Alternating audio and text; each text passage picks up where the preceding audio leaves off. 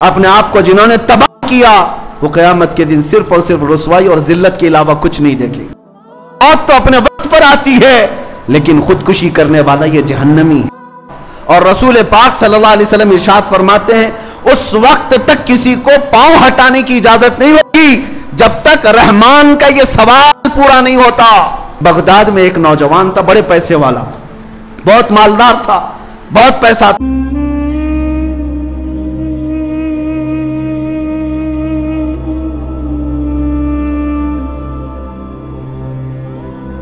क़यामत के दिन मैदान महशर में कितनी लोग होंगे अल्लाह बेहतर जाने। आदम अलैहिस्सलाम से लेकर क़यामत तक पैदा होने वाला हर एक वहां जमा होगा। और रसूल पाक सल्लल्लाहु अलैहि वसल्लम इरशाद फरमाते हैं, उस वक्त तक किसी को पांव हटाने की इजाजत नहीं होगी जब तक रहमान का यह सवाल पूरा नहीं होता।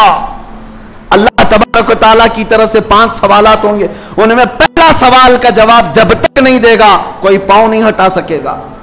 साहबा ने पूछा, या रसूल अल्लाह क्या सवाल होगा? हुजूर फरमाते, रब ताला सबसे पहले पूछेगा, मैंने तुझे जवानी दी थी, कहां कहां खर्चा किया? यह पहला सवाल है। और इस सवाल का जवाब देने के लिए लोगों को 500 साल लग जाएंगे, कोई 300 साल, कोई 400 साल, 500 साल लग जाएंगे। जवाब देते रहो, कहां कहां खर्चा किए। आज अगर मैं खड़ा होकर के आपसे पूछूं तो घंटे लग जाएंगे, तो पूरा दिन का हिसाब बताओ, पूरा दिन क्या क्या किए। तुम्हें पूरी जिंदगी का पूछा जा रहा है।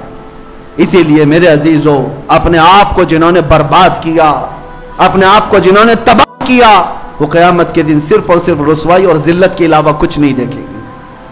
आज भी वक्त है, उठो वगरना हश्र न होगा फिर कभी, दौड़ो के जमाना चाल अपनी चल गया।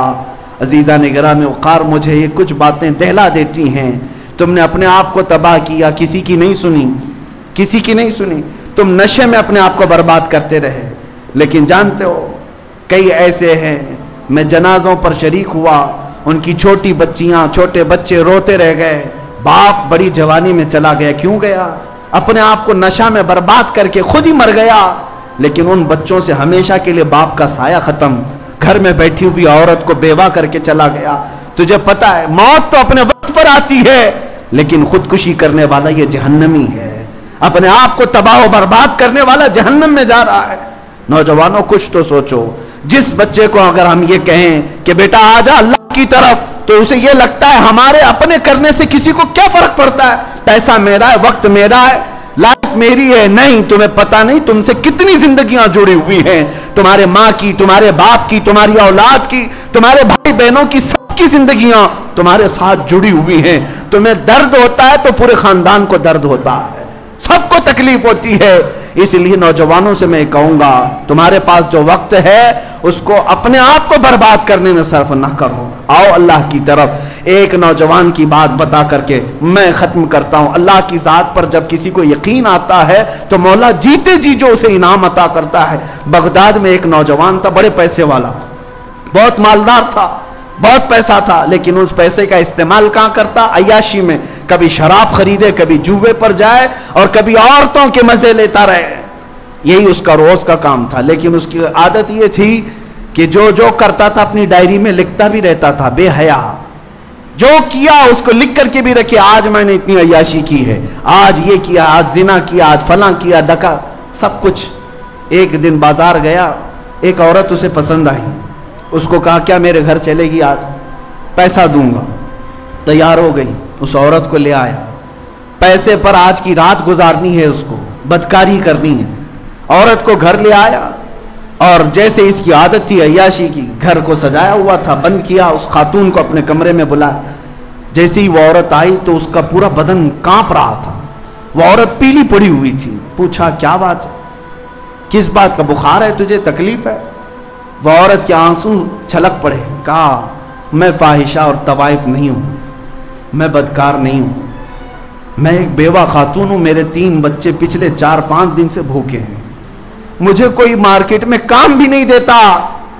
मैं काम करके बच्चों को कमाऊं, खिलाऊं। आज शिद्दत भूख की वजह से बाजार में खड़ी थी और तू आ गया। मैंने सोचा तेरे साथ चली जाऊं, कुछ पैसा मिल जाए, बच्चों को तो खिलाऊं। लेकिन जब तू इस काम के लिए उभार रहा है तो मैंने आज तक अपना दामन साफ रखा था।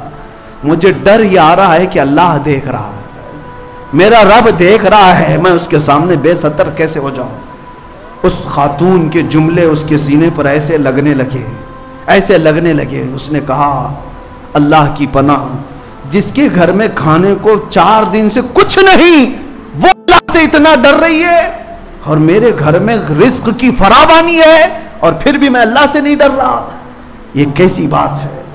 उसका दिल बदल गया, रोने लगा कि मैं बहुत बड़ा निकम्मा, बहुत बड़ा कमीना, बहुत बड़ा गुनहगार। उस खातून से कहा, मुझे माफ करना, मैं तेरे जिस्म को छूंगा भी नहीं, और तू अपने यतीम बच्चों के लिए जितना ले जा सकती है ले जा मेरे घर से।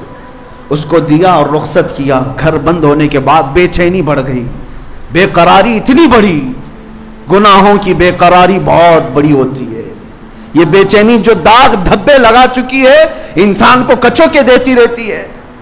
रोता रहा। उसके बाद अल्लाह से कहता है कि अल्लाह, मैं माफ किए जाने के काबिल अगर नहीं तो आग भेज दे और मुझे जला दे, इसलिए कि इतने गुनाह कर चुका हूं। लेकिन मेरे अजीजों, वो मौला हमारा खालिक भी है और रहमान भी है, वो सत्तार भी है, गफ्फार भी है।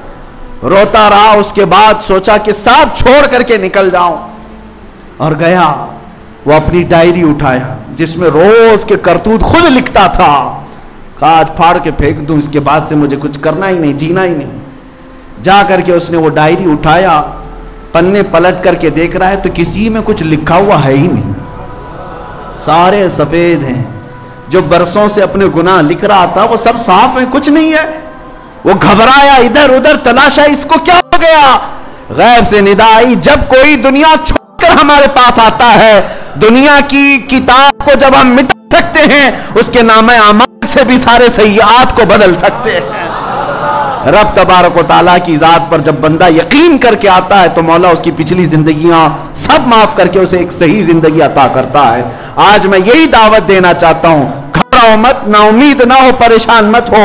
अगर हमसे खताएं हुई हैं, सब छोड़ करके आओ। वो रहमान के दरवाजे अभी खुले हैं, उसका तवक्कुल का दरवाजा बहुत बड़ा है। वमन यतवक्कल अलल्लाह फहुव हस्बुह, जो अल्लाह पर भरोसा कर ले, अल्लाह उसके लिए काफी है। कुरान कहता है, फइन तवल्लौ फकुल हस्बी अल्लाह, अगर लोग मुंह फेर लें, ए रसूल आप कह दें अल्लाह मेरे लिए काफी है। कुरान में अल्लाह ने सिखाया, हस्बुनल्लाहु व निअमल वकील, निअमल मौला व निअमन नसीर। जिन लोगों ने कहा अल्लाह हमारे लिए काफी है, क्या ही बेहतरीन मददगार है, क्या ही बेहतरीन वकील है। अल्लाह फरमाता, अल्लाह उनकी हर बुरी चीज को अच्छाई में बदल देगा, उनकी हर तकलीफ को अल्लाह ताला आसानी में तब्दील कर देगा। और रब ताला की बारगाह में मैं दुआ करता हूं, मौला करीम हमारी टूटी बिखरी हुई जिंदगियों को अच्छाइयों में तब्दील फरमा दे, हमारे सय्यात को हसनात में तब्दील फरमा दे। हमने अपने पैरों पर जो कुल्हाड़ियां मारी हैं, ए कदीर जब्बार खुदा, उन जख्मों को तू सी दे। ए अल्लाह, हमारे गुनाहों के धब्बों को तू साफ कर दे। मौला, हमसे और हमारी खताओं से इतनी दूरी पैदा कर जितना मशरिक और मगरिब के दरमियान दूरियां हैं। ए करीम खुदा रहमर राहिमीन, जब तू अपने बंदों को धुलने पर आए तो जन्नत के गुसाले से उन्हें धुल दिया करता है। ए करीम खुदा, जुमा के इस मुकद्दस दिन में तेरे हबीब के शहदाई तेरे दरबार में जो मांग रहे हो, सिर्फ इतना कि हमें पाकीज़ा जिंदगी अता फरमा दे। ए अल्लाह, तू अपना खौफ हमारे सीनों में अता फरमा। ए करीम खुदा, हमें नाजायज हरकतों से महफूज कर दे, बेहयाई और खुराफात से महफूज कर दे। आज हमारी कौम के बच्चे जो हमसे भटके हुए हैं, मौला इन सबको तू जमाले मुस्तफ़ा का आशिक बना दे। अल्लाह, इन सब के कदमों को संभाल ले। ए रब्बे जुल जलाल, जो नशा में पड़े हुए उनको आज़ादी दे दे, जो बेहयाई में पड़े उनको आज़ादी अता कर दे। ए करीम खुदा, अगर हम जैसों को तूने माफ किया तो तेरी रहमत के खजाने में कोई कमी ना होगी, और अगर तू आज़ाद देता है तो मौला तेरे ही तो बंदे हैं। अल्लाह, हम तेरे ही तो बंदे हैं, तुझसे जो मुंह छुपाएं तो करें किसके सामने। क्या किसी से तवक्को नजर की है? मौला, तूने फरमाया, जब मेरा बंदा मुझे मुसीबत में पुकारता है, मैं उसकी पुकार को सुनता हूं। मौला, देख हमसे ज्यादा मुसीबत में कौन है और तुझसे ज्यादा रहम करने वाला कौन है। या अरहमर राहिमीन, या अरहमर राहिमीन, या अरहमर राहिमीन, इग़फिर दुनूबना फ़इन्नका गफ़्फ़ारुज़ दुनूब व सल्लल्लाहु तआला अला खैरि खल्क़िही मुहम्मद व आलिहि व अस्हाबिही अजमईन बिरहमतिका या अरहमर राहिमीन।